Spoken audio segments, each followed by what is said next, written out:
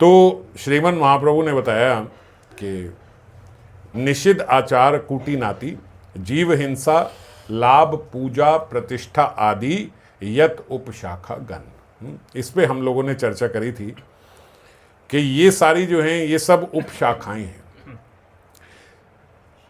और क्या क्या क्या इसके अंतर्गत है। निषिद्ध आचरण मतलब जो आचरण हमें शास्त्रों में निषेध किया गया है, बड़ा स्पष्ट है अपने शब्द से ही, निषिद्ध आचरण, जो आचरण शास्त्रों में हमें मना किया गया है उसके अंतर्गत हमने चर्चा करी थी। ये आते हैं 6 चीजें: अत्याहार प्रायश्च प्रजल्पो नियम आग्रह जन संगश्च लौल्यम च षड्वीर भक्तिर विनश्यति। ये 6 चीजें भक्ति का विनाश कर देती है। इसका विस्तार से हम लोगों ने चर्चा करी थी, और अभी अभी हम कथा से पहले भी यही चर्चा कर रहे थे कि कहाँ कहाँ हमारा अत्याहार हो रहा है, कहाँ प्रायश्च हो रहा है, और किधर हम प्रजल्प, मतलब आप सब जानते ही हो, बेफालतू की हम इधर उधर की बातें करते हैं, ये प्रजल्प करते हैं, और जनरली ये ज़्यादा जनसंग में ही होता है। तो जनसंग अपने आप में भी एक समस्या है। और नियम आग्रह मतलब कि हम इतना ज़्यादा नियमों में फंस गए कि हृदय शुष्क हो गया, हम भगवान का जो प्रेम प्राप्त करना था उसको भूल गए, और सारा फोकस हमारा नियम में ही हो गया। तो बस नियम नियम नियम रह गए, और उस नियम से प्राप्त क्या करना था वो हम भूल गए। जैसे व्यक्ति व्रत रखता है, तो व्रत रखते हुए इतना खाने का चिंतन करता है, इतना चिंतन कि ये खाना चाहिए, ये नहीं खाना चाहिए, इस समय ये खा लूँ, इस समय मेरे को नहीं तो ये हो जाएगा, अभी ये पा लेता हूँ, फिर नहीं तो शाम को भूख ना लग जाए। और कई बारी हम ऐसा देखते हैं हमारे भक्तों में ही कि आम दिनों में एक लंच जाता है और एकादशी पे 6 लंच जाते हैं कि भाई ये खीरा अलग जा रहा है, पनीर अलग जा रहा है, फ्रूट अलग, अगर भूख लग गई तो मखाने भी, अगर भूख लग गई तो ये भी, अगर ऐसा हो गया तो और पीने के लिए भी महाराज छाछ अलग से जा रही है, अगर ऐसा हो गया तो अब मैंगो शेक भी ले जाएं, अगर ऐसा हो गया तो वो, अगर के चक्कर में 6 चीज़ें जा रही हैं। सच बात बोल रहा हूँ, मैं बना के नहीं बोल रहा अपनी तरफ से, मैंने देखा है। तो इतने सारे लंच चले जाते हैं एकादशी में, है ना। हाँ हाँ, कई लोगों का ऐसे है, तो इतना इनसिक्योर हो जाते हैं ना हम उस दिन। तो इसको बोलते हैं कि हम इतना फंस गए नियमों में, हम उसमें इतना फंस गए कि हम मेन भूल गए कि एकादशी पे मेन फोकस ये था कि हम खाने की चिंता ना करके उस दिन भजन करेंगे। उस दिन कोई बनाने का चक्कर नहीं, कोई खाने का चक्कर नहीं, सब छोड़ो और उस दिन ज़्यादा से ज़्यादा भजन करो। मगर हम उस खाने और ना खाने में, इसका मतलब ये नहीं एकादशी ना रखो, आप बड़ी करुणा बड़े नेत्रों से मेरे को देख रहे हो कि मैं आगे कुछ बोलूँगा, एकादशी रखनी है, मगर हम फंस इसमें गए कि क्या खाना क्या नहीं खाना, कितना खाना कितना नहीं खाना, ऐसे ना हो जाए वैसे ना हो जाए, उस चक्कर में वो रह गया भजन करना, है ना। तो कई जन ऐसे सोचते ही हैं कि भाई कल एकादशी है, कल तो इतना हो नहीं पाएगा, तो चलो आज ही सब कर लेते हैं, या परसों करेंगे, कल तो एकादशी है, कल तो इतना हो नहीं पाएगा। जबकि Ekadashi was meant for more productivity, कि मेरी और प्रोडक्टिविटी उसमें बढ़ जाए, उसमें मैं और भजन कर पाऊँ। वही कह रहा हूँ, तो इसी को, हाँ, अत्याहार हो गया, नियम आग्रह हो गया, इतना हम लोग फंस जाते हैं। ये सब चीज़ों में ही नहीं फंसना है ना। जैसे अभी मैंने आप लोगों के साथ एक वीडियो शेयर की थी जिसमें बताया था कि ये कभी कंसेप्ट था ही नहीं कि हमें भोजन जो है वो समय देख के खाना है। हमारा कंसेप्ट बड़ा सीधा था कि आप भजन में लगो, और जब भूख लगी थोड़ा सा पाया, और उसमें भी पेट भर के नहीं पाया। हमेशा हमारा आयुर्वेद भी यही कहता है कि आपका 20 से 25% पेट हमेशा खाली रहना चाहिए। तो उतना हम खाली छोड़ के बस थोड़ा सा पाया और फिर भजन किया। तो इसमें क्या होता है, हमारा शरीर जो है वो अपने आप को रिपेयर कर सकता है ना। नहीं तो हर समय वो डाइजेशन में ही लगा रहता है। अब जैसे हमें भूख लगी ही नहीं मतलब पिछला हजम हुआ ही नहीं, बड़ा साफ है। अब पिछला हजम नहीं हुआ लेकिन अगले खाने की बारी आ गई। तो अभी हम पीछे यही चर्चा कर रहे थे ना कि अभी याद भी नहीं आता कि भाई पीछे कब हमें भूख लगी थी, क्योंकि ऐसा कभी समय ही नहीं आया कि भूख लगने पे खाया हो। हम तो उससे पहले समय हो जाता है खाने का। और आजकल के जो नए नकली डॉक्टर हैं वो कहते हैं 6 बार ही खाना है ना, 6 मील्स लो। तो और मुसीबत हो गई कि भैया आप बस खाने में ही रहो। तो 6-8 घंटे तो सो ही जाते हो, 2-3 घंटे अपना खाने उसमें शौच आदि और ये सब, और फिर जो जितना बच गया, जो थोड़ा सा समय बच गया, 24 घंटे में से 15-16 घंटे उसमें आपको 6 बार खाना है। तो प्रैक्टिकली हर 2 घंटे बाद आपको कुछ ना कुछ खाना है। तो ये जो 2 घंटे बाद खाते रहेंगे तो कहाँ शरीर और कुछ कर पाएगा, इसीलिए रोग भी बढ़ रहे हैं। तो वो डिज़ाइन ही ऐसा कर रहे हैं कि आप हमारे पास हमेशा आते रहो, आप कभी हमसे दूर मत जाओ, खाते रहो, खाना बस हजम करने में ही शरीर लगा रहे, बाकी सारे कीटाणु, वायरल बैक्टीरिया सब आपको लगते हैं, ये हो ही रहा है। तो इसीलिए इन सब चीज़ों में ना फंस के भक्त जो है बड़ा सरल रहे। इन सब उसमें नहीं कि ये इतने बजे खाना है, ये इतने बजे। इसीलिए जो संत महात्मा होते हैं, हम देखते हैं कि दिन में या 2 या 1 ही बार बस भोजन पाते हैं, है ना, बस उसी में काम हो गया। और देखो सही से जीवन व्यतीत हो रहा है, हमसे ज़्यादा एनर्जी है, हमसे ज़्यादा तेज़ी से परिक्रमा कर लेते हैं, सब कर लेते हैं, और भोजन उनका आहार हमसे कम है। तो ऐसा बहुत सारी चीज़ों में हमें ध्यान रखना चाहिए कि हम अत्याहार ना करें, इन सब चीज़ों ना पड़े। ये हमने पिछली बारी भी चर्चा करी थी। फिर दूसरा है कूटिनाति, निषिद्ध आचरण हो गया, फिर कूटिनाति। तो कूटिनाति में हमने चर्चा करी थी कि ये कपटता है। कूटिनाति का मतलब कपटता, और अन्य अभिनिवेश को भी कूटिनाति कहते हैं, कि आपका भक्ति से ज़्यादा अभिनिवेश कहीं और है। हम अपने आप से ये कपटता करें, किसी दूसरे से नहीं कर रहे। हम जैसे अभी हम चर्चा कर रहे थे कि हम सारे भजन से, नाम से, साधन से मांग भगवत प्रेम रहे हैं, मतलब बोल भगवत प्रेम रहे हैं, पर मांग संसार रहे हैं। इसको बोलते हैं अन्यत्र अभिनिवेश। हमारा मन का अभिनिवेश कहीं और है, और जहाँ मन का अभिनिवेश है वही चीज़ हम मांगते हैं। पर थियोरेटिकली अगर हमसे कोई पूछे कि भजन किस लिए कर रहे हो, किशोरी जी के चरणों में प्रेम प्राप्ति हो जाए, बस उनके चरणों की सेवा प्राप्त हो जाए। पर आप ईमानदारी से देखो तो आपने जो भजन किया है उससे आप उनके चरणों की सेवा कब मांगी? कोई हमने उनके चरणों की सेवा नहीं मांगी। मांगने वक्त हम संसार मांगते हैं, बोलने वक्त हम, तो इसको बोलते हैं अन्यत्र अभिनिवेश। अब ये क्या है? कूटिनाति, ये कपटता है। और ये कपटता किसी और से नहीं कर रहा जीव, अपने आप से ही कर रहा है। वो खुद ही इस कपटता का शिकार बन रहा है। और दूसरा हमने कपटता की चर्चा करी थी कि जो जीव गोस्वामी पाद ने भक्ति संदर्भ में भी कहा है कि ये कपटता जो है, इसका जनक जो है, कहाँ से ये आती है कपटता? तो वैष्णव अपराध ही इस कपटता का जनक है। ये जीव गोस्वामी ने भक्ति संदर्भ में बताया है। जब जीव से वैष्णव अपराध होते हैं तभी उसके भीतर ऐसी कपटताएं आती। कैसी कपटताएं?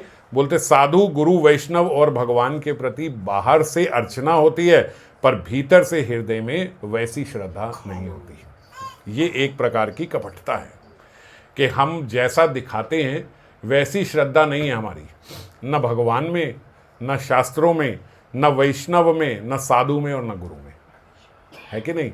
लेकिन ऊपर से ऐसा लगता है कि जो कहें हम कर देंगे, पर भीतर हमारे वैसा भाव नहीं होता। और कैसे होना चाहिए? बोलते महत कृपा के आश्रय में साधु, गुरु, वैष्णव के प्रति सरल व्यवहार द्वारा कपटता को दूर करना होगा। ये बाबा बता रहे हैं प्रेम भक्ति चंद्रिका में। ये कपटता हमारी कैसे दूर होगी? ये बोलते कि एक तो हम महत कृपा के आश्रय में रहें, ये भी हमने चर्चा करी थी कि सदा हम आश्रय में रहें। और फिर साधु, गुरु और वैष्णव के प्रति हमारा व्यवहार बहुत सरल होना चाहिए। उनके प्रति भी हमारा व्यवहार जो है वो खराब हो जाता है, छल आ जाता है, चतुरता करने लगते हैं, प्रताड़ना भी हम कर देते हैं, वांछना करते हैं, शठता करते हैं। ये सारी चीज़ें पहले हम संसार में करते हैं और फिर धीरे धीरे धीरे धीरे वो गुरु वैष्णवों में भी प्रयोग होने लग जाती है। जो चीज़ हम बाहर करते हैं, ऐसा नहीं है जैसे हम लोग पूछते हैं ना, यहाँ नहीं कर सकते, संसार में तो थोड़ा कर सकते हैं, ऐसा नहीं है। जब हम संसार में चतुरता दिखाते हैं तो धीरे धीरे धीरे वही चतुराई हमारी गुरु और वैष्णवों में भी आ जाती है, उनके प्रति भी हम दिखाना शुरू होते हैं। वहाँ पे भी हमारी प्रताड़ना और वांछना, अपशब्द बोलना, ऊंचा बोल देना, टॉन्ट मारना, ये सब हमारी चीज़ें वहाँ भी होती हैं और फिर वहाँ से धीरे धीरे धीरे धीरे हमारी यहाँ पे भी आ जाती है। तो इनके कारण वैष्णव अपराध होता है और वैष्णव अपराध से फिर ये इसकी और वृद्धि होती है। तो अब क्या हुआ? उपशाखाएं बढ़ती चली जा रही हैं और हमारी भक्ति लता जो है वो वहीं पे रुक जाती है। भक्तमाल में हम एक चरित्र पढ़ते हैं सदाव्रती जी का, पढ़ा हुआ है किसी ने? तो सदाव्रती जी का चरित्र उसमें आया, उसमें बताते हैं वैष्णवों के प्रति श्रद्धा कैसे होनी चाहिए। ये थोड़ा सा आगे करना, कैसी श्रद्धा होनी चाहिए। सदाव्रती जी सारे महात्माओं, साधु के प्रति उनकी बहुत श्रद्धा थी। यानी कि एक तो बहुत समृद्ध थे, ऐसे नहीं कि गरीब थे या कुछ थे, बहुत समृद्ध परिवार से थे। और जहाँ बोलते कहीं कोई साधु अगर उनके घर आ जाए तो उसको प्रसाद पवाना, सब कुछ करना, और यदि उसे कुछ दिन वहाँ रुकना है तो वहाँ पे वो रुक भी सकता है, उसकी अच्छे से सेवा करते। कोई ये नहीं कि आप घर में कैसे रुकोगे, ये नहीं, सब ऐसे आश्रम की तरह घर है कि साधु महात्मा आए तो वहाँ रुक भी सकते हैं। ऐसा उनका आचरण था। एक उनका पुत्र था छोटा, और मतलब 7-8 साल ऐसे आयु रही होगी जैसे वहाँ पे बताया, और बोलते पुत्र को वो एकदम ऐसे तैयार करते थे जैसे बाल कृष्ण हो। उनका भाव ऐसा था कि ये कन्हैया ही है हमारे घर में। तो बड़े महंगे हार भी कई बार उसको पहना देते, ऐसे ज्वेलरी पहनाते, सब करते, बिल्कुल ऐसा तैयार करते जैसे कृष्ण को तैयार करते हैं। और उनका भाव ऐसा ही था कि ये हमारे घर गोपाल है, नाम भी गोपाल, और ऐसे बाल गोपाल की तरह ही उसको तैयार करते। एक बार एक साधु ने देखा कि ये तो बड़े बहुमूल्य इसके कीमती इसके जेवर हैं, सब हैं, तो क्यों ना ये ले लिए जाएं। अब वो लेने का प्रयास किया, वो नहीं सफल हो पाया उनका लेना, तो उन्होंने उस बच्चे की हत्या कर दी। पहले वो साधु उनके घर आके रहने लगे, 1-2 दिन उन्हीं के घर रहे, 2-3 दिन जब घर रहे तो उसके बाद बच्चे को बाहर देखा, और फिर वहाँ उसको लेना चाह, नहीं ले पाए, तो वहीं हत्या करके एक वहीं बगीचे में वहीं उसको गाड़ दिया, और जेवर लेके भागे नहीं, वहीं आ गए कि अगर भाग जाऊंगा तो पता लग जाएगा कि मैंने मारा है। और वो वहीं आके उनके घर में ही आराम से रहने लगे कि जैसे उन्हें कुछ पता ही नहीं है। किसी ने वहाँ देख लिया, उन्होंने आके सदाव्रती जी को बताया कि ऐसे ऐसे आपका बच्चा जो है वो कहाँ है। बोले वो तो खेलने गया। बोले खेलने नहीं गया, उसकी हत्या कर दी। और जिस महात्मा को, साधु को आपने अपने घर रखा है, इसी साधु ने आपके बच्चे की हत्या करके इसको वहाँ पे गिरा दिया। बोले हट, साधु के बारे में ऐसा बोलते हो, इतना गलत आचरण, इतना गलत व्यवहार, ऐसी गलत वाणी आपकी, चलो भागो यहाँ से। बोले आप देख लेना, आपका बच्चा आएगा नहीं अब, और अगर नहीं विश्वास होता तो आप मेरे साथ चलो, मैं दिखाता हूँ कहाँ पे इसने उसे गाड़ दिया है। तो सदाव्रती जी को लगा कि अगर दिखा रहा है तो शायद सच ही बोल रहा होगा। उन्होंने उसे बोला कि बाहर से, अब भीतर से तो समझ गए, बाहर से उसे बोला कि मुझे लग रहा है तू नहीं मारा है, तभी तू सब कुछ दिखाना चाहता है कि ये है वो है, तू वहाँ पे तूने गाड़ा ये कर है, मैं तेरे खिलाफ ही रिपोर्ट लिखाऊंगा सबको। मैं जान के उसने बोला भैया ठीक है, माफ़ी, आपको जो करना करो, मैं यहाँ से जा रहा हूँ। वो वहाँ से चला गया। बोले आज के बाद बोल मत दियो किसी को, साधु पे इल्ज़ाम लगाता है। तो चला गया वो। अब बालक तो आया नहीं, बच्चा तो आया नहीं रात को, वो समझ गए कि भैया ये हुआ है। मगर उन्होंने भीतर से ऐसे रहे कि जो साधु हैं, कोई अपराध हुआ होगा, कोई कारण हुआ होगा, भगवान की कोई इच्छा रही होगी, साधु के प्रति मेरा व्यवहार खराब ना हो, साधु की वैसे ही सेवा करते रहे जैसे साधु की सेवा कर रहे हैं। अब साधु भी साधु था, साधु के भीतर धीरे धीरे बड़ी ग्लानि होने लगी कि ये मैंने क्या कर दिया, एक आवेश में मैंने क्या कर दिया थोड़े से, और इसको देखो कि किस प्रकार ये मेरी अभी भी सेवा कर रहा है, जबकि कोई आके एक बता भी गया तभी भी ऐसा है कि इनको मेरे पे कोई शक नहीं है। अब बच्चा आ भी नहीं रहा है तब भी ये मेरे पे शक नहीं करे। तो 1 दिन हुआ, 2 दिन हुआ, 3 दिन हुआ, 5 दिन हुए, हफ्ता हुए, हफ्ते भी साधु की बिल्कुल वैसे ही सेवा करे, कोई कमी नहीं आई साधु की सेवा में, बिल्कुल वैसे ही सब सेवा कर रहे हैं। साधु बहुत उदास रहने लगा। साधु को लगा कि मैंने बहुत ही मेरे से गलत कार्य हो गया, ये तो मैंने क्या कर दिया। अब वो वहाँ से जा भी नहीं रहा है और वहीं पे रह रहा है और बहुत उदास रह रहा है। सदाव्रती जी ने सोचा कि पता नहीं मेरी सेवा में क्या कमी आ रही है, साधु उदास क्यों हो गया, हम तो वैसे ही सब सेवा कर रहे हैं, कहाँ ऐसा इसको लग रहा है कि मेरी सेवा में कुछ कमी आई कि इसके भीतर ऐसी उदासी आ रही है।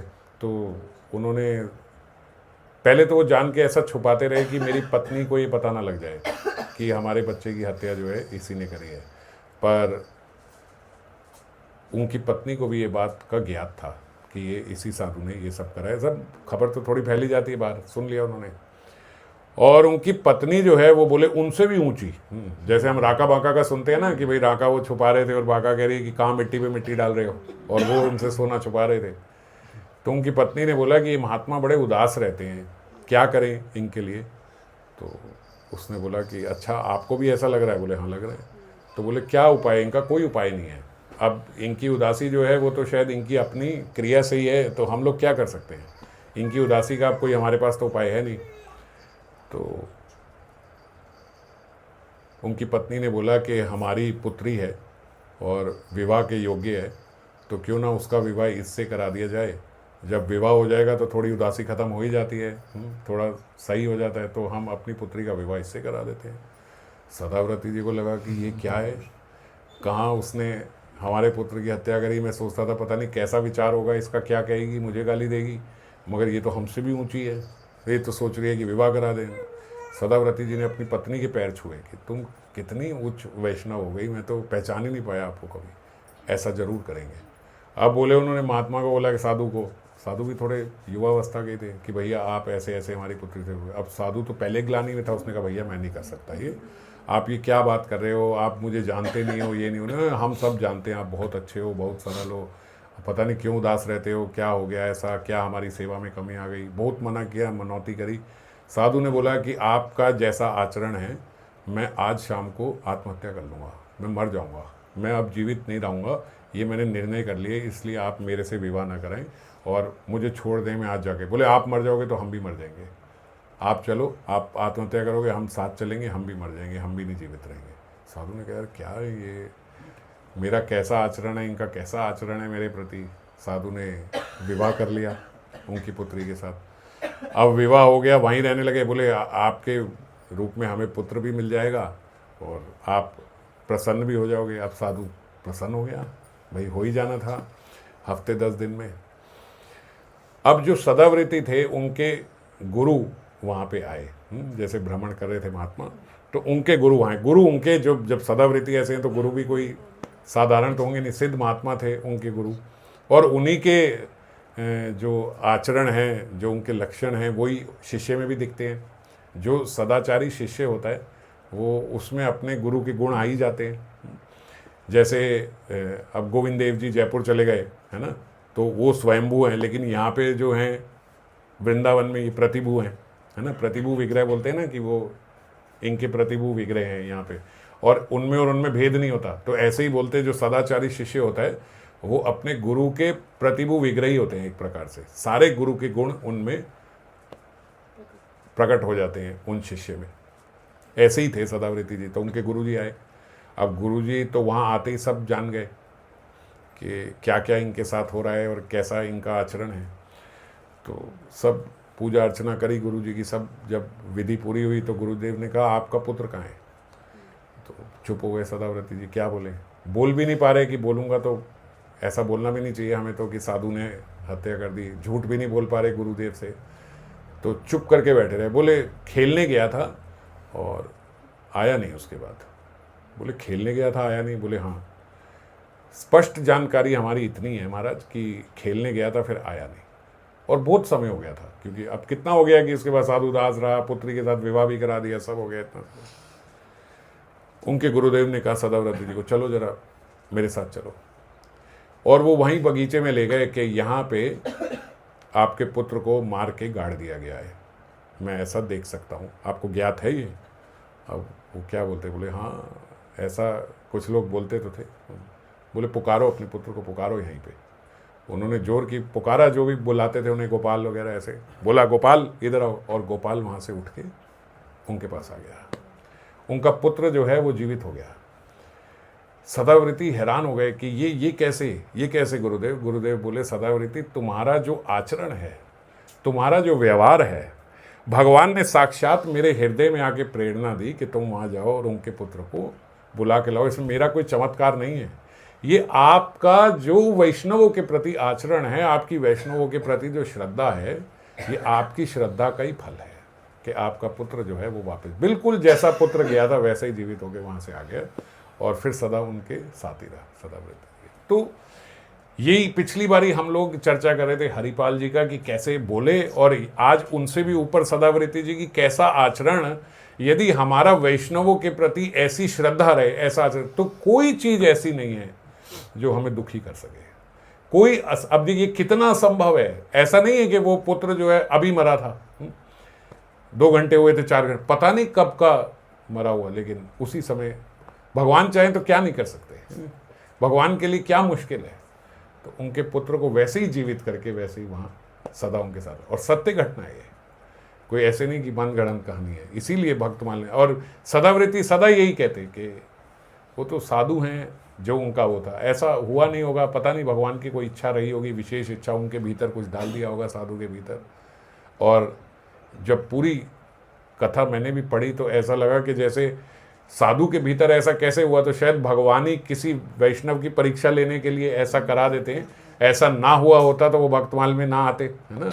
तो भक्तमाल में उनका चरित्र जो उजागर हुआ वो इसीलिए हुआ। तो कई बारी भगवान आधे में दिखता है कि बहुत खराब हो रहा है, एक वैष्णव है ना, आधे तक तो ऐसा लगता है कि एक वैष्णव जिसकी इतनी श्रद्धा है उसके साथ इतना खराब हो रहा है।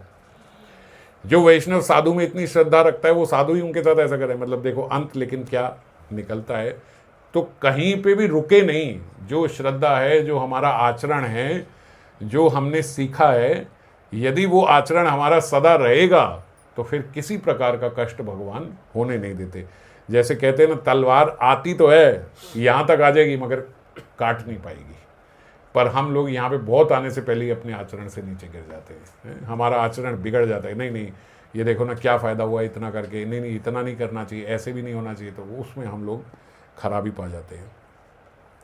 तो जो हमने सुना है, जो हम प्रयास कर रहे हैं, जैसा वैष्णव साधु के प्रति श्रद्धा होनी चाहिए और जैसा आचरण हमारा होना चाहिए, वैसा ही आचरण जो हमारा पता है, वैसे ही आचरण हमारा बाहर और भीतर दोनों जगह से होना चाहिए। तब हम मुक्त होंगे इस अपराध से जिसे कूटीनाती या कपटता कहते हैं। कहीं और हमारा अभी निवेश ना हो। और आजकल तो महाराज ऐसा है कि जो साधु और साधुजन, यहाँ तक कि गुरुजन भी जो हमारे हित के लिए बोलते हैं, हमें उनके वाक्यों में भी श्रद्धा नहीं रहती है ना। उतनी श्रद्धा नहीं है हमारी। आज हम हर चीज़ को फिल्टर करने लगते हैं। ये हम पीछे चर्चा कर रहे थे कुछ वक्त की, कलयुग में ये बहुत बड़ा रोग है कि यानी मानो कलयुग में एक ऐसा दोष ही है कि जीव अपने आप को बहुत समझदार समझने लगा है। उसे लगता है हर चीज़ की समझ मुझे मिल रही है। कोई ऐसी इधर से कहीं यूट्यूब से, कहीं यहाँ से, आजकल तो महाराज नए भगवान सोशल मीडिया हो गए सबके।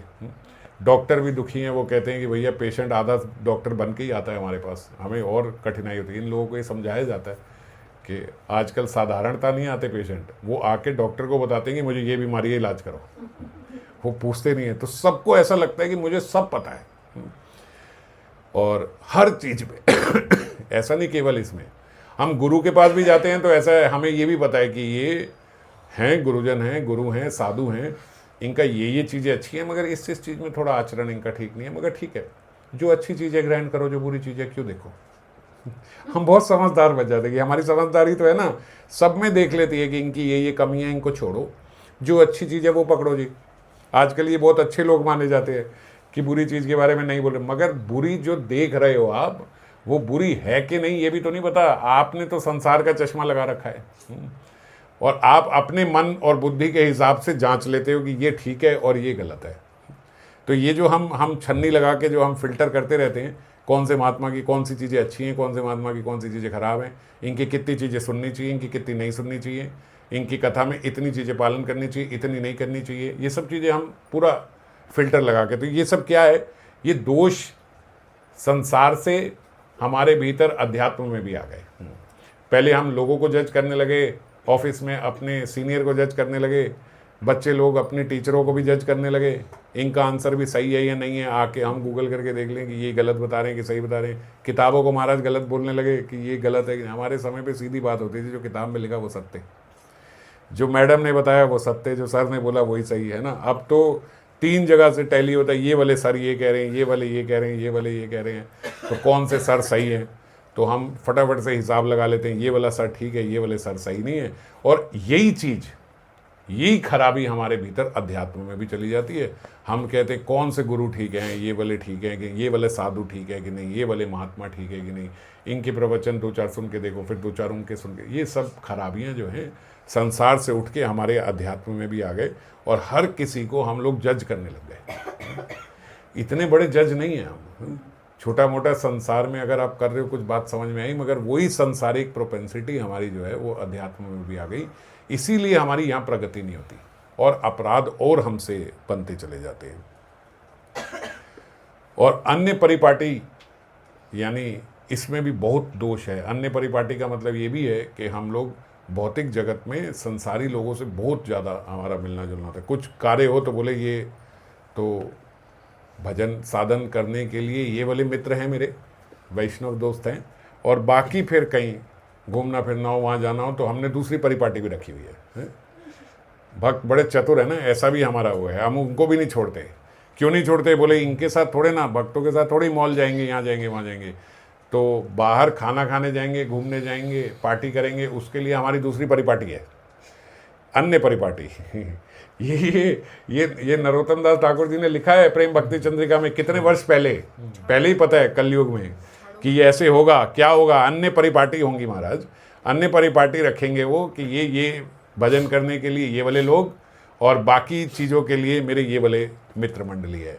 और जबकि अध्यात्म में हमें क्या करना था कि जो वैष्णव चर्चा ना करता हो, जैसे लोक संगा, हमने जो पिछली बार चर्चा करी थी, जन संगा, कि जो जिनके साथ हम अपने इष्ट की चर्चा नहीं कर सकते, उनके साथ हम क्यों उठे बैठे। मगर हम जान के ऐसे मित्र मंडली रखते हैं कि ये जब मेरा मन भी ना हो इष्ट चर्चा करने का, तब मैं इनके साथ बात करूँगी, घूमूंगी फिरूंगी, और जब फिर कभी इनके साथ बहुत हो जाएगा तो थोड़ा इधर की भी बात कर लें, फिर हम इनके साथ बात कर लेंगे। तो ये जो हमारा व्यवहार है, इसी के कारण हमारी कपटता जो है वो बढ़ती चली जा रही है।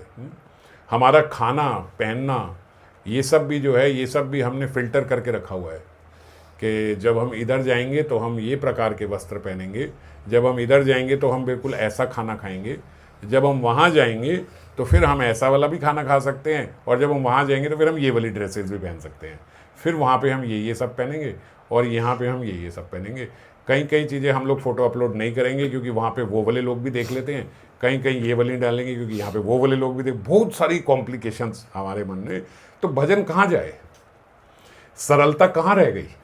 हम बोलते भजन जो भक्त है, जो साधक है, वो सरल होना चाहिए। अब सरलता इसमें कहाँ दिख रही है, कितनी सारी तो कॉम्प्लिकेशंस है। कैसे भगवान हृदय में आए हमारे, कैसे हम कहें कि एक दिन मेरा चित्त मार्जिन हो जाए, सरल हो जाए, इतना सारा तो कुछ तो हमने रखा हुआ है। और ये सारे दोष कहाँ से आ रहे हैं, ये अन्य परिपाटी से हमारे भीतर आ रहे हैं। जहाँ जैसा पहनना चाहिए वहाँ के लिए हमने अलग अलग वार्डरोब्स रखे हुए हैं, यहाँ के लिए ये वाला है, यहाँ के लिए हमारा ये वाले वस्त्र हैं। और यही होता है कि जो जितनी ज़रूरत है उससे अधिक जब हम अपने पास ले आते हैं तो हमारे भीतर से, हमारे हृदय से सरलता जाती रहती है। जितना चाहिए उतना ना हो उसमें भी शुष्क हो जाता है हृदय, और जितना चाहिए उससे बहुत ज़्यादा हो जाए उससे तो बहुत ज़्यादा विषय में आसक्त हो जाता है हृदय, जो है वो भी विषयी बन जाता है। तो निषिद्ध आचार और कूटीनाती, ये हमने चर्चा करी। ये कूटीनाती, ये सब कपटताओं में ही आया ना, ये सब कपटता ही तो है। वैष्णव जन को कभी पता नहीं लगेगा अन्य परिपाटी के बारे में, अन्य परिपाटी को कभी पता नहीं लगेगा कि ये इतना वो भी करती है। और कोई अगर वो, अरे नहीं वो तो हमारी एक थोड़ा शनिवार को एक थोड़ा कीर्तन होता है, मैं उसमें चली जाती हूँ, ऐसे मन हल्का हो जाता है।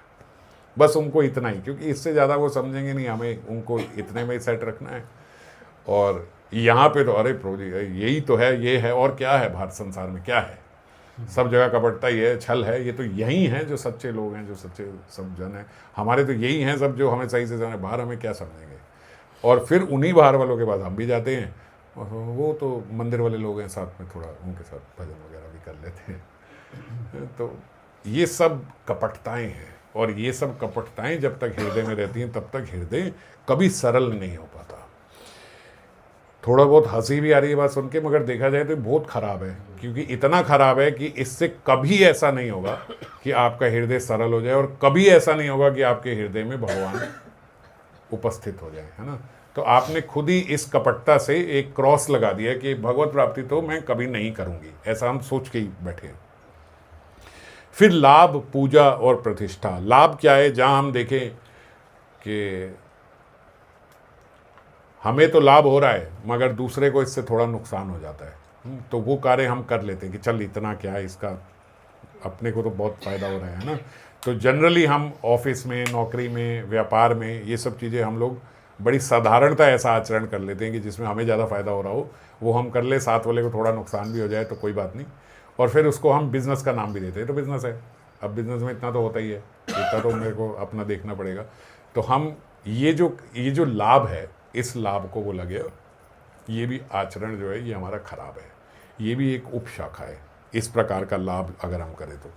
और ये एक प्रकार की चीटिंग भी है अगर सरल भाषा में हम इसको समझे तो, मगर उसको हम पॉलिश्ड नाम दे देते हैं ना। आजकल हमारे पास बहुत सारे पॉलिश्ड नाम हैं, हर कपटता का हमारे पास एक पॉलिश्ड नाम है, ये इस संसार ने दे दिया है, क्योंकि सारा संसार कपटता से भरा है, तो कोई अपने आप को कपटी तो नहीं कहेगा, तो इसलिए उसका एक बहुत पॉलिश्ड वर्ड्स अब हमारे पास आ गए। जैसे हम बड़ी सरलता से चीटिंग को बोल देते हैं, ये तो बिजनेस है, इतना बिजनेस तो करना पड़ता है ना, ये करें, अब इतनी तो पॉलिटिक्स होनी चाहिए, थोड़ी पॉलिटिक्स तो हमें करनी ही चाहिए, है ना, इतनी तो होनी चाहिए, इतना भी नहीं होंगे तो आप बुद्धू हो जाओगे, तो फिर लोग आपको खा जाएंगे। इस तरीके के हम लोग बातें करके ये सारे गलत काम करते हैं, अच्छे अच्छे नाम देके उसको, कि देखो अब विदुर और कृष्ण भी पॉलिटिक्स में ही थे एक प्रकार से, वो पॉलिटिक्स ही तो थी सारी, है ना, ये सब तो इतना पॉलिटिक्स तो करना पड़ता है प्रभु जी। तो ऐसा करके, ऐसा अच्छा नाम देके हम लोग बुरे काम करते हैं, चीटिंग करते हैं ये। और पूजा और प्रतिष्ठा आशा जो है, ये तो प्रतिष्ठा आशा की तो हम लोग कई बार चर्चा कर चुके हैं, रघुनाथ दास गोस्वामी पाद ने जो बताया। और पूजा प्रतिष्ठा मतलब कि हर समय हर जगह जहाँ हम जाते हैं वहाँ हमारी ऐसी आशा रहती है कि मेरी तारीफ ही हो, है ना, चाहे मैं ऑफिस में हूँ, चाहे मैं रिश्तेदारों के बीच में हूँ, चाहे मैं अपने फ्रेंड सर्कल में हूँ, एक सेंटर ऑफ अट्रैक्शन बनने की हमारी एक प्रवृत्ति है कि जहाँ सब लोग बात कर रहे हैं वहाँ ऐसा हो कि मेरी ही तारीफ में बात की जाए, अगर कोई बात की जाए तो। और अगर इसे अध्यात्म से देखें तो यही सरलता की और अपने दास भाव की हानि है। कहाँ हमें ऐसा दास होना चाहिए था कि मैं अप्रिशिएट करूं, और कहाँ हमारा ऐसा भाव हो गया कि मुझे सब पहचान अगर किसी और की तारीफ हो रही है तो मुझे द्वेष होता है कि इतनी देर से बैठे हैं और इसी की बात हुई जा रही है, मेरी कोई बात ही नहीं कर रहा। तो हम बड़े टैक्टिक्स से थोड़ा अपनी खुद ही कर लेते हैं कि भाई पता है, फिर वहाँ फिर मैंने ऐसे कर दिया, अब वो तो नहीं कर रहा था, फिर मैंने ही पीछे से उसको ऐसा सपोर्ट कर दिया ताकि ऐसे हो जाए। तो हर कोई व्यक्ति ये किस लिए, अपनी पूजा प्रतिष्ठा के लिए, कि जहाँ पे भी हम बैठे हैं वहाँ मैं अच्छा दिखूँ, मेरी अच्छाई की ही बातें हों, मेरे आगे भी मेरे पीछे भी, और दूसरे की अच्छाई हम लोग सहन नहीं कर पाते। तो इसीलिए ये बात बोली, ये लाभ पूजा प्रतिष्ठा जो है।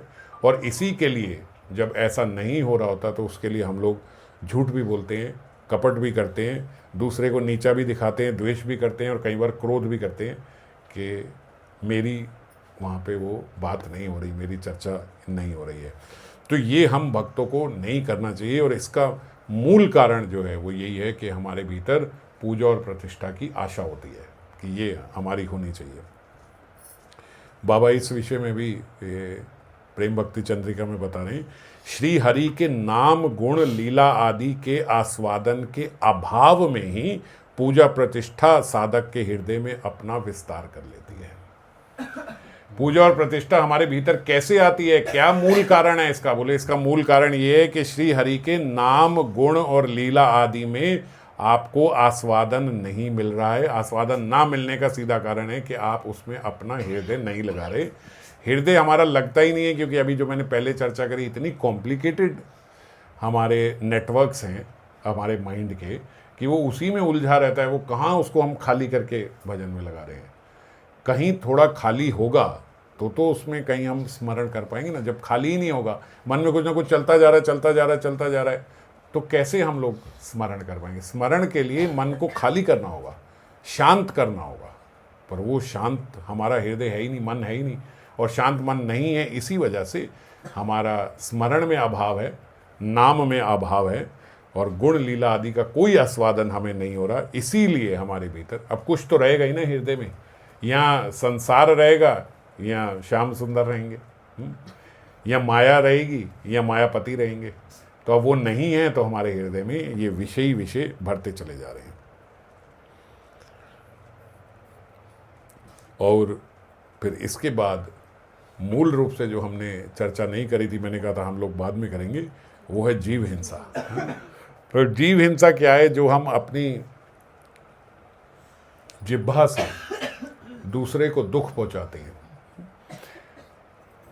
मनु संहिता में मनु जी ने बताया है 10 प्रकार के पाप होते हैं जो जीव करता है। उसमें 3 पाप तो मन के बताए, 3 क्रिया के बताए, क्रिया से हम लोग कर सकते हैं अपने क्रिया करने से, और 4 वाणी से करते हैं।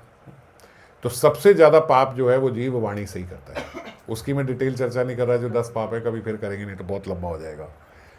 तो यानी मन से केवल 3 होते हैं, क्रिया से 3 होते हैं, मगर वाणी से 4 होते हैं। सबसे ज़्यादा पाप जीव अगर कोई करता है अपने जीवन में तो वो वाणी से करता है। किसी को हम लोग सहन नहीं कर पा रहे। आजकल आप देखो कितने बड़े बड़े झगड़े हो जाते हैं, हत्याएं हो जाती हैं। शुरू कहाँ से होती है? वाणी से शुरू होती है। गलत बोलने से ही सारी बात शुरू होती है और कहाँ कहाँ तक पहुँच जाती है। कितने बड़े बड़े झगड़े हो जाते हैं महाराज, और बात सारी सिर्फ शब्दों से ही प्रारंभ होती है। भगवत गीता 12वां अध्याय 15वां श्लोक, भगवान कह रहे हैं यस्मान ना उद्विजते लोको, जो लोगों को उद्विग्न नहीं करता, यस्मान ना उद्विजाते लोको लोकात ना उद्विजाते चा, और लोगों से उद्विग्न नहीं होता, यह हर्ष आमर्ष भय उद्वेग मुक्ता यस च मई प्रिया। ऐसा भक्त मुझे बहुत प्रिय है। कैसा भक्त मुझे बहुत प्रिय है? भगवान का प्रिय बनने के लिए क्या करें? बोले यस्मान ना उद्विजते लोको, जो उद्विग्न नहीं करता दूसरे लोगों को, और लोकान ना उद्विजते च यह, और जो दूसरों से उद्विग्न नहीं होता। मगर हम अपने जीवन में देखें तो हम कितने जीवों को उद्विग्न कर देते हैं अपने शब्दों से।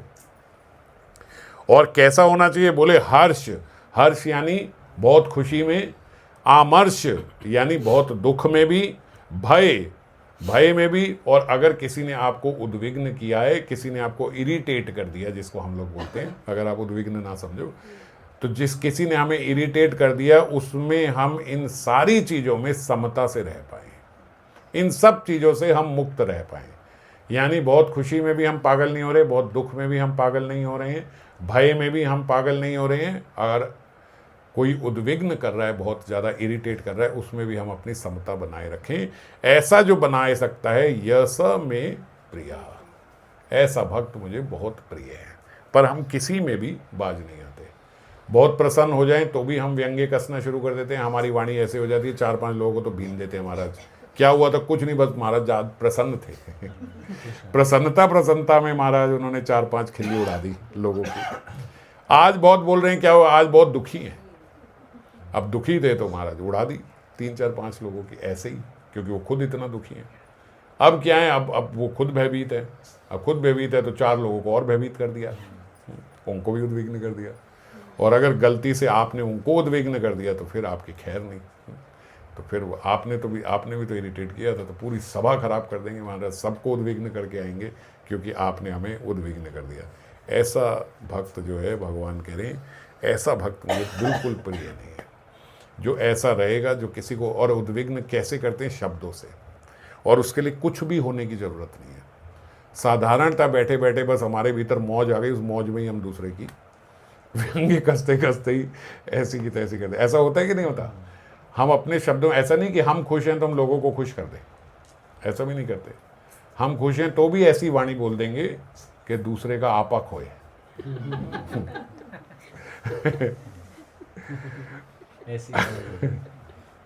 दूसरा अपना खो बैठे। हमारी वाणी तो आजकल ऐसी हो गई है। और यदि व्यक्ति इन बातों को समझ जाए कि केवल वाणी का, जैसे हमने किंग की वो चर्चा करी थी पिछली बारी, हरिपाल जी की, कुछ ना करें, केवल एक आचरण हम लोग पालन करना शुरू कर दें कि जैसा हरिपाल जी का चरित्र था। अभी और कुछ समझ में आए ना आए, बस इतना हम लोग दृढ़ता से पालन कर लें कि आज एक बात मैं दृढ़ता से पालन करूंगा।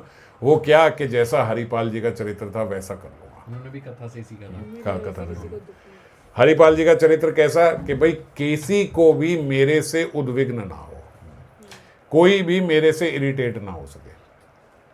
बहुत बड़ी बात हो जाएगी अगर ऐसा कर ले तो, बहुत बड़ी बात हो जाएगी। और सुनने में ऐसा लगता है बहुत छोटी बात है, पर जब हम इसका पालन करने लगते हैं तो ऐसा लगता है कि एक दिन भी साबुत नहीं जा रहा। बीच में हमने किसी ना किसी को उद्विग्न कर दिया, मगर सुनने में ऐसा लगता है कि इसमें क्या है, मैं किसको उद्विग्न कर रहा हूँ या कर रही हूँ। हमारा आप बैठे बैठे उद्विग्न हो जाते हो तो आपकी एक अलग बात है।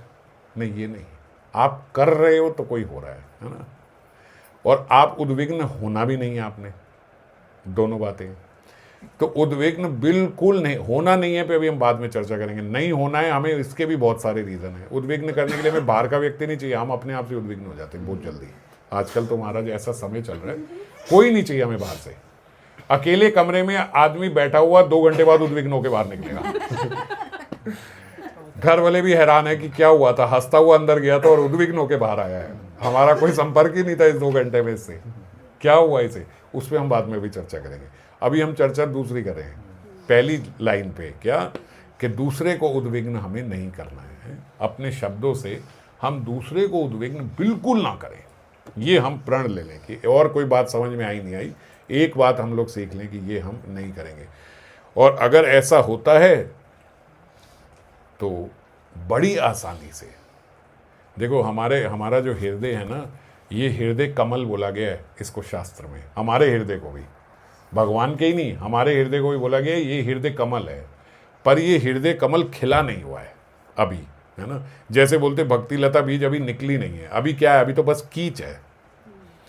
ये हृदय कमल खुलेगा कब, जब हमारी ऐसी वाणी हो जाएगी कि हम किसी को अपने मन वचन और क्रिया से उद्विग्न नहीं करेंगे, ऐसा हम बन जाए। जब ऐसा बन जाए तो बोलते भक्त का हृदय कमल जो है वो खिल जाता है और श्री हरि साक्षात वहीं उस कमल में आके विराजमान हो जाते हैं। कमल में ही तो विराजमान होते हैं, मगर है ही नहीं हृदय कमल अभी, तो कहाँ हृदय में विराजमान हो। त्वम भक्ति योगा परिभाविता हृत सरोज आशय, भगवान के लिए ये बात बताई, भगवान कहाँ पे रह रहे हैं, बोले त्वम भक्ति योगा परिभाविता, यदि आप भक्ति से परिभावित हो जाते हो, यदि आपके भीतर भक्ति आ जाती है, आपका हृदय जो है वो सिक्त हो जाता है भक्ति से, परिभावित हो जाता है, भाव आ जाता है, आपका हृदय ऐसा हो जाता है कि मैं किसी को पीड़ा ना पहुंचाऊं, सबके हृदय में भगवान है। ये बात सहयोगी तो करती है, जब हम ये सोचें, मैं आज से प्रण लूं कि मैं किसी को उद्विग्न नहीं करूंगा, तो उसके लिए मैं पहले ये भी तो बात समझूं कि सबके हृदय में परमात्मा है। अगर मैं किसी को उद्विग्न करूंगा तो ये मेरा अपराध उस जीव के प्रति नहीं, परमात्मा के प्रति भी है, क्योंकि उसके हृदय में परमात्मा बैठे हैं, है ना। तो और दृढ़ता आएगी मेरे भीतर कि मैं किसी को उद्विग्न ना करूं। और अगर ऐसा आपका हृदय हो जाता है, त्वम भक्ति योग परिभाविता हृत सरोज, ये हृत सरोज किसको बोल रहे हैं, ये हृदय कमल किसका बोल रहे हैं, भक्त का। हृत सरोज आशय, भगवान वहां रहते हैं, आशिता नहीं, आएंगे नहीं, रहेंगे, वहीं रहेंगे, आएंगे तो चले भी जाएंगे, वहीं, बोले अब वो वहीं रहेंगे। अब क्या हुआ, बोले उस भक्त का हृदय जो है, उसका हृदय कमल अब खुल गया। अब ठाकुर जी आके वहीं उसके हृदय, और कहाँ से आते हैं हृदय में, कहाँ से प्रवेश पाएंगे, बोले श्रुत इक्षित पाथ ननुनाथ, श्रुत इक्षित, कानों के रास्ते से वो आपके भीतर तो आ गए, पर विराजमान कहाँ हो, जब आपका हृदय कमल खिल जाता है तो आपके हृदय में वो आपके कानों से प्रवेश करके, श्रुत इक्षित पातः ननुनाथा, वो आपके कानों से प्रवेश करके आपके हृदय में वहाँ बैठ जाते। कानों से प्रवेश करने का मतलब कथा के माध्यम से, जब हम भगवान के नाम रूप गुण लीलाओं की कथाएं सुनते हैं तो उससे भगवान हमारे हृदय में प्रवेश तो पा जाते हैं, पर हृदय में कहीं जगह नहीं है। अब कानों में तो कथा के माध्यम से प्रवेश हो रहा है ना, हो रहा है कि नहीं हो रहा, कथा तो हम सुन रहे हैं, नाम तो हम सुन रहे हैं, कीर्तन तो हम सुन रहे हैं, तो भगवान का प्रवेश तो हो रहा है, और भगवान भी हमारा हृदय साफ करने में लगे हैं। मगर हम रोज इतना गंदा कर देते हैं, इतना संसार उसमें भर देते हैं कि महाराज भगवान भी वहाँ पे विराजमान नहीं हो पा रहे। और जब भगवान विराजमान नहीं हो पाते तो भगवान सब साइंटिफिक है, सब लॉजिकल है, तो भगवान हमारे हृदय में परमात्मा स्वरूप में ही रहते हैं। परमात्मा स्वरूप में भगवत गीता में बताया, आत्मा का मुख इधर होता है, परमात्मा का इधर। भगवान तो आ रहे हैं हृदय में, पर भगवान परमात्मा स्वरूप में ही स्थित है। अभी ईश्वर नहीं हुए, अभी हरि नहीं हुए, ये भगवान के अलग अलग स्वरूप हैं।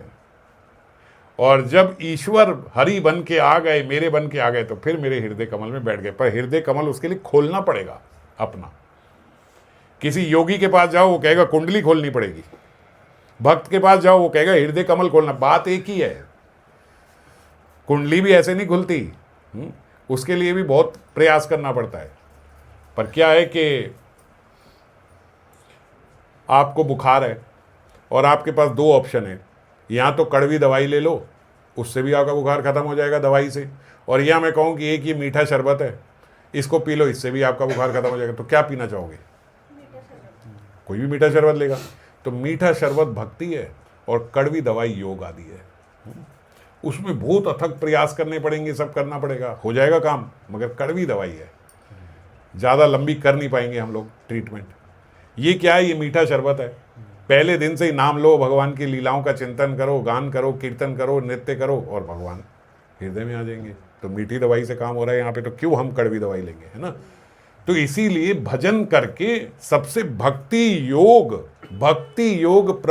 परिभाविता, जब उसका हृदय जो है भक्ति योग से परिभावित हो जाता है तो भगवान उसमें आके बैठ जाते हैं। बोले किस रूप में बैठ जाते हैं? तो कहते यत यत धिया उरुगाय विभावयंती, आपने जैसा विभाव किया, जैसा आपने सोचा, यत यत जैसा आपने उनके बारे में सोचा, तत् तत् वपु प्रणय आसे सत अनुग्रह आया। भगवान अनुग्रह करके, कृपा करके वैसे उसी स्वरूप में आपके हृदय में आके बैठ जाएंगे जिस स्वरूप में आप भगवान का चिंतन करते हो। झगड़ा ही खत्म। आप कहो कि मैं तो राम जी का करता हूँ, मैं तो कृष्ण का करता हूँ, मैं तो यहाँ को करता हूँ, मैं तो वहाँ को करता हूँ, मैं तो नरसिंह का करता हूँ, मैं जिसका भी करो, इसमें कोई झगड़ा नहीं है। इसीलिए यहाँ पे ये बात भी स्पष्ट कर दी, कौन आके हृदय कमल में बैठेंगे? बोले जिनका आप जिस रूप में चिंतन करते हो वो आके उसी रूप में आपके हृदय में बैठ जाएंगे। आप विष्णु स्वरूप का करते हो, विष्णु स्वरूप बैठेंगे। आप नरसिंह रूप का करते हो, नरसिंह बैठेंगे। आप राम स्वरूप का करते हो, राम बैठेंगे। आप कृष्ण रूप का करते हो, कृष्ण। वामन का करते हो, वामन। समझ गए?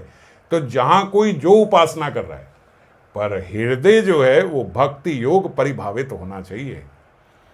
वाणी ऐसी होनी चाहिए कि दूसरा उद्विग्न ना हो, ऐसा अगर आपका हृदय हो जाए। बोलते ऐसे जैसे अब बच्चों में ये ऐसी अवस्था में, बोले अभी से अगर ये बात समझ जाएं कि अभी से ऐसी, क्योंकि क्या है, जितना परिपक्व हो गए उतना मुश्किल हो रहा है अब सरल होना। तो अभी से अगर इस बात को समझ लो कि आज से ही मेरा आचरण ऐसा हो जाए कि मैं किसी को, आजकल तो इसका भी पॉलिश्ड वर्ड आ गया है, क्या करें जी, रोस्ट कर रहे हैं। ये बच्चे बोलते हैं ना, ये सारे क्या करें, कुछ नहीं, रोस्ट कर रहे हैं हम। और रोस्ट क्या करें, बस गंदा बोलते हैं एक दूसरे को। और रोस्ट करने वाले हीरो गए, जिनको हम विलन कहते थे, आज वो हीरो गए। कितना देखो समय जो है खराब हो गया।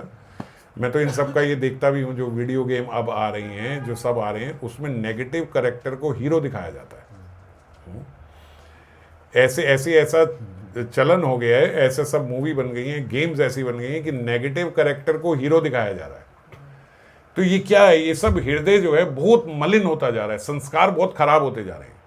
इसीलिए अभी से इस अवस्था में जो बच्चे लोग ये सुन रहे हो, बात समझो, अभी से एक अभ्यास करो कि मैं ऐसी वाणी बोलूं, मैं ऐसे शब्द बोलूं, मेरी लैंग्वेज ऐसी होनी चाहिए कि कोई भी मेरे से इरिटेट ना हो। सिंपल है, बहुत ज़्यादा हिंदी तो नहीं बोल रहा हूँ, समझ में आ रही है बच्चों को? है आ रही है? कि मेरी लैंग्वेज ऐसी रहे कि कोई भी मेरे से इरिटेट ना हो। समझ गए? बस कुछ नहीं करना, आप बहुत सारा लंबा अभ्यास नहीं करना अध्यात्म में, बस इतना अभ्यास करना है अभी हमें, केवल इतना करना है। कितना करना है कि मैं घर पे, बाहर, स्कूल में, कहीं पे भी, ट्यूशन में, इधर उधर, दोस्तों के बीच में, कहीं पे भी, आपस में, भाई बहन में, मेरी लैंग्वेज ऐसे ना हो कि दूसरा व्यक्ति मेरे से इरिटेट हो जाए। बस इतनी साधना करनी है, कुछ और ना करो तो आपके हृदय में भगवान आके बैठ जाएंगे। इस श्रीमद् भागवतम गारंटी दे रही है। और कुछ ना करो, बस इतना करो। सुन लिया है हमने सब, ये भी तो सुन ही रहे हैं। भगवान हृदय में आ गए, प्रवेश कर लिया, अभी बैठे हैं परमात्मा सुर की कुर्सी पे। जैसे ही आप सही आपका आचरण हो जाए, हृदय परिभावित हो जाए भक्ति योग से, आपका हृदय कमल खिल जाए, भगवान उसमें आके विराजमान हो जाएंगे। और फिर भक्ति रूपी कल्पलता जो है, जिसकी हम लोग चर्चा कर रहे हैं, बोले वो गोविंद के चरणों में जाने के लिए बहुत ऊपर जाने की जरूरत नहीं। ये रे गोविंद, यहीं से भक्ति लता निकली और यहीं ठाकुर जी बैठे, यहीं ठाकुर जी के चरणों का आश्रय मिल जाता है, यहीं उसमें प्रेम फल लग जाता है, यहीं आस्वादन हो जाता है। इसीलिए ये बात बोली जाती है कि मरने के बाद आस्वादन नहीं होगा महाराज, भक्तों को यहीं आस्वादन हो जाता है, कहीं जाने की जरूरत नहीं है। क्यों कहते हैं वो, अरे हमें वो लोग जाए ना जाए, वो ठाकुर जी की इच्छा लेके जाए ना जाए, हम यहाँ पे ठीक है। क्यों यहाँ पे ठीक है? बोले यहीं सब मिल रहा है, यहीं ठाकुर जी बैठे हैं, यहीं हृदय में बैठे हैं, यहीं भक्ति कल्पलता को कहीं ऊपर इतनी जाने की जरूरत नहीं है, वो यहीं है।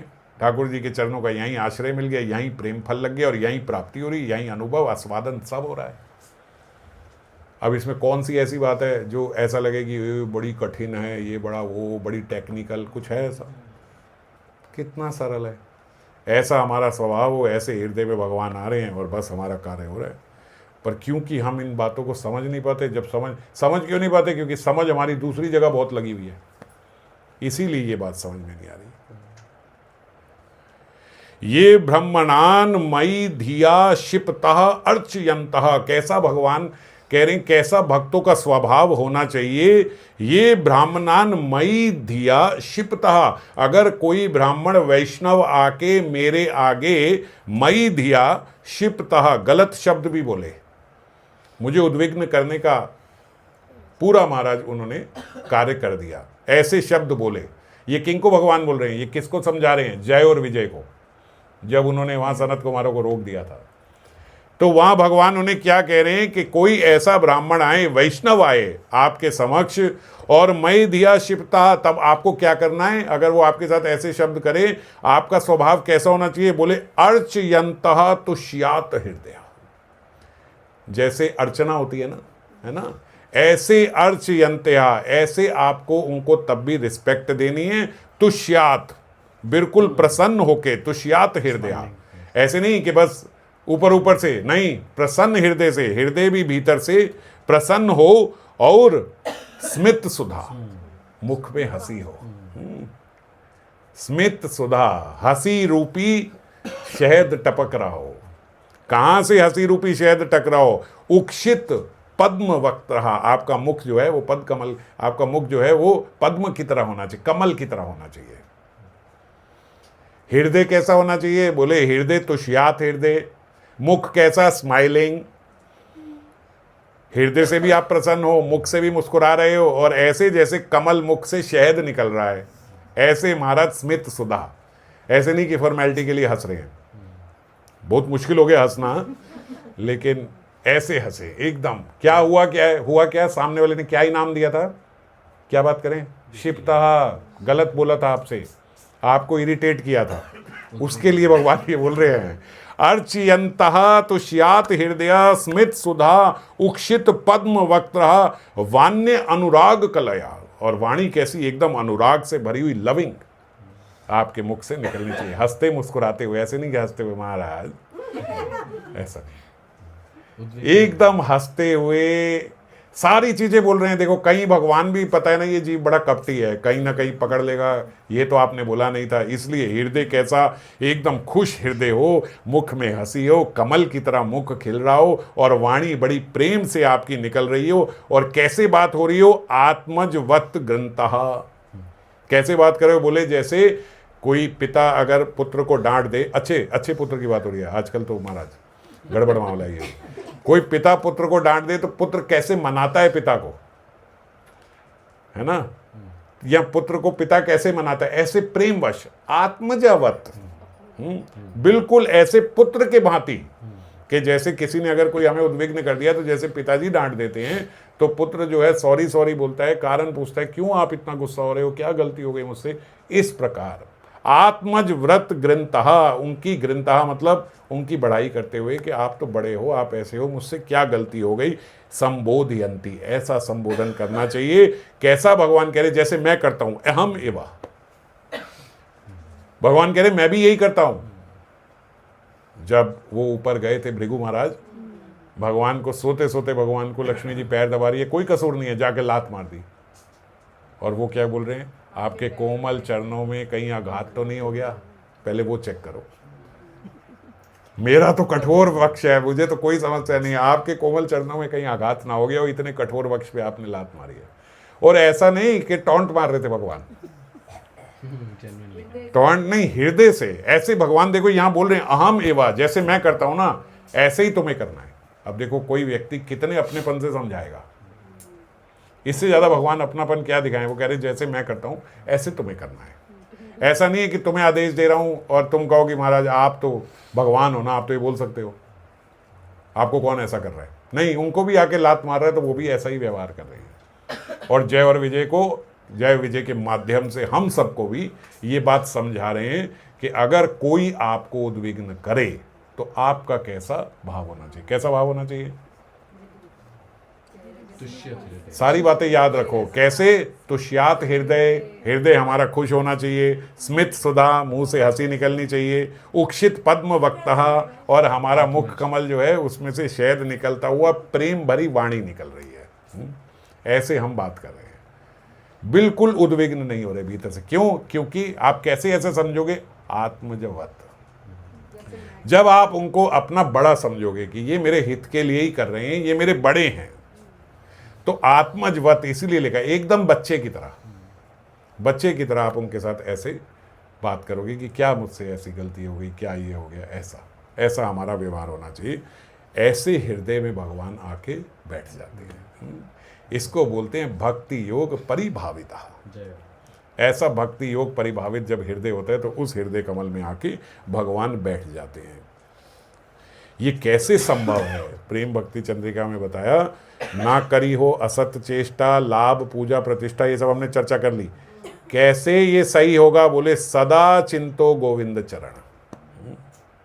जब हमें सदा भगवान का चिंतन रहेगा, चरण जो है वो तो रिस्पेक्ट से बोला है, गोविंद चरण मतलब हमें सदा गोविंद का चिंतन रहे, हमें सदा भगवान का चिंतन रहे, तभी तो हम ऐसे हो पाएंगे। नहीं तो कैसे हो पाएंगे? ऐसे बोलने की बात है, जब कोई आके उद्विग्न करे उस वक्त हम ऐसे कैसे हो जाएंगे? ऐसा तब होंगे जब हम हमेशा सबके हृदय में ठाकुर जी के उपस्थिति को जान लें। अभी दिखेंगे नहीं, ऐसी झूठी झूठी बात नहीं हम करेंगे कि भाई मुझे इसके हृदय में भगवान दिख रहे हैं, अभी तो नहीं दिख रहे।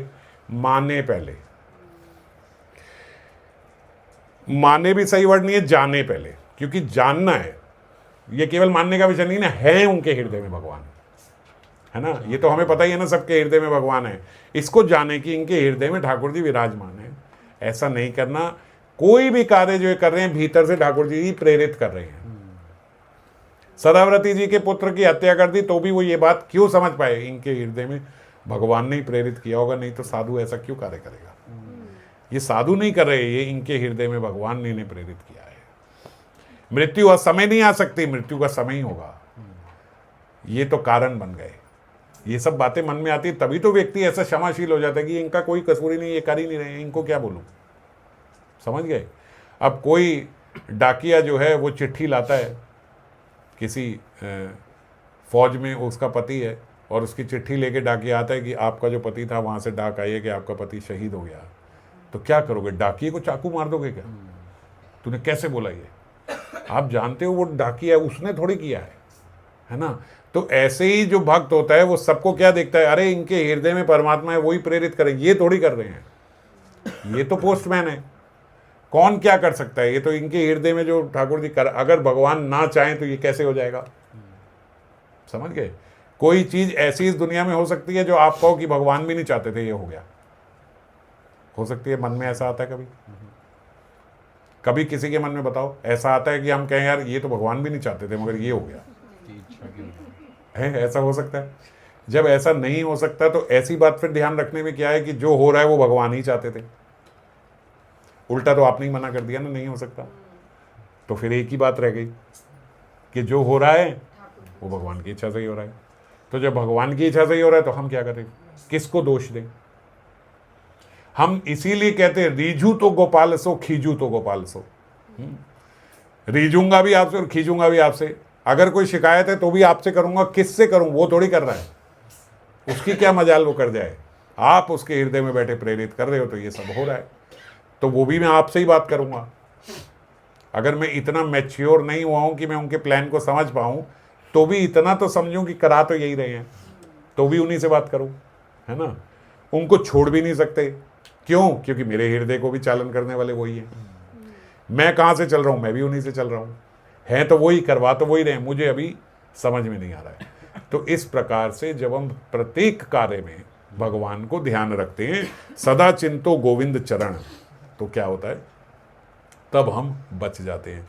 श्रीमद् भागवतम में तो इतनी डिटेल में बता दिया। जो 12वां स्कंद है, 12वें स्कंद के आखिरी में विषय सूची एक आती है, उसमें सारी भागवतम का पूरा एक विषय सूची की तरह थोड़े थोड़े एक दो पैराग्राफ में पूरी भागवतम बता दी 12वें स्कंद के 12वें अध्याय में और आगे।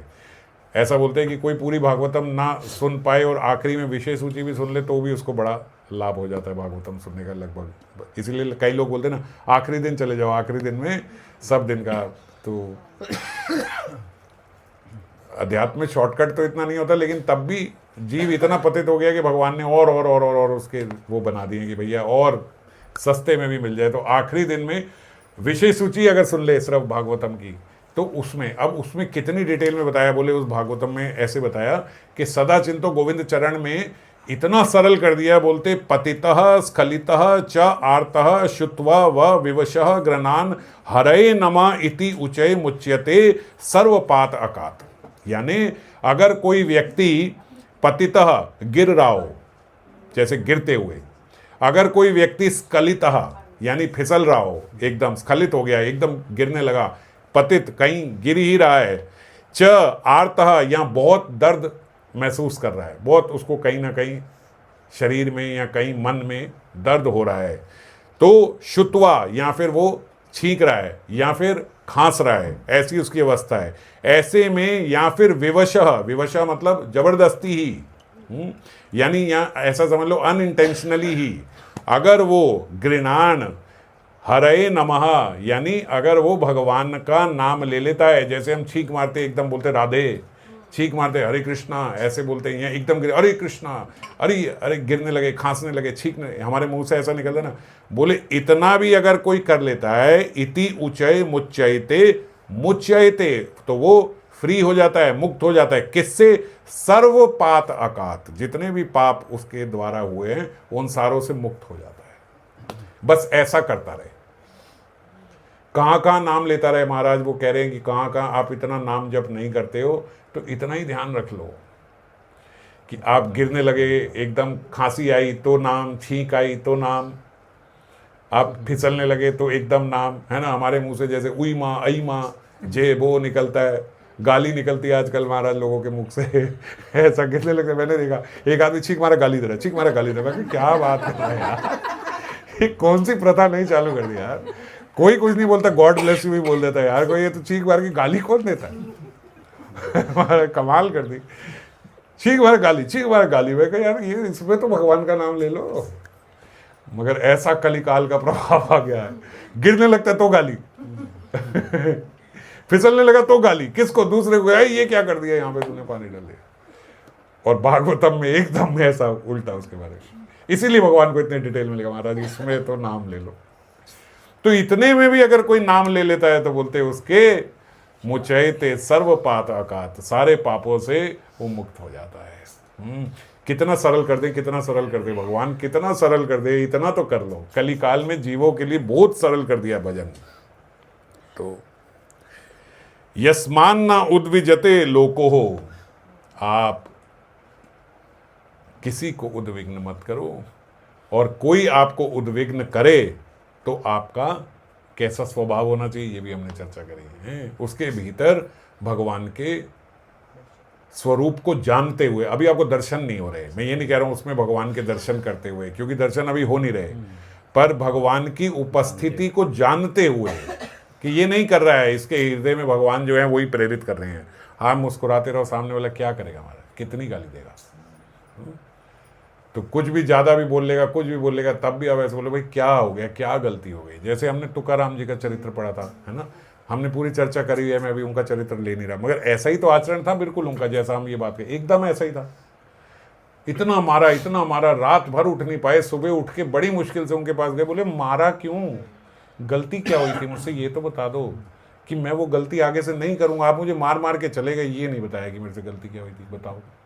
भले मानुष मुझे ये तो बता के जाओ कि मैंने आपको इसलिए मारा है, आज फिर मैं वो गलती कर दूंगा तो कल तुम फिर मारोगे ये तो बता जाओ मुझसे क्या गलती हुई, जबकि गलती नहीं थी, वो द्वेष में उन्हें मार रहा था। वो कथा करते थे तुकाराम जी, तो सारी भीड़ उनके पास जाती थी, वहां ब्राह्मण के पास नहीं जाती थी, बस इस द्वेष में उन्होंने मारा। पर तुकाराम जी क्या कह रहे हैं, मुझसे गलती क्या हुई ये तो बताओ, कुछ तो गलती मुझसे हुई होगी ना जो आप इतना उद्विग्न हुए मुझसे। उन्हें नहीं पता था ये बात। तो ऐसा जीव को होना चाहिए, ऐसा उसका आचरण होना चाहिए अगर कोई हमसे उद्विग्न हो। अब आज हम इतना ही करते हैं, शायद थोड़ा समय है भी, लेकिन अभी हो भी गया बहुत, मगर अगर हो भी, मैं चाहता हूँ पहले हम इतना अभ्यास करें। बहुत ज़्यादा और इससे आगे ले लो, इससे आगे बिल्कुल एक अलग बात है कि हम अपने आप को उद्विग्न कैसे कर लेते हैं। ये भी एक चर्चा है, ये चर्चा हम अगली बार करेंगे, अभी बहुत ज़्यादा हो जाएगा। पहले इतना करें कि कोई हमें कर रहा है उससे हमें उद्विग्न ना, और उससे भी पहले हम किसी को उद्विग्न ना करें, है ना। यही बहुत ज़्यादा हो गया। अगर हम अभ्यास करें तो यही बहुत ज़्यादा है। तो पहले हम इतना अभ्यास करें, इसमें पक्के हो जाएं, भगवान हमारे हृदय में विराजमान हो जाएंगे बस इतना करने से। तो इतने में हम पक्के हो जाएं, फिर आगे और क्या है वो पढ़ाई हम अगली बार और पढ़ेंगे फिर इसके बारे में। ठीक है, जय राम।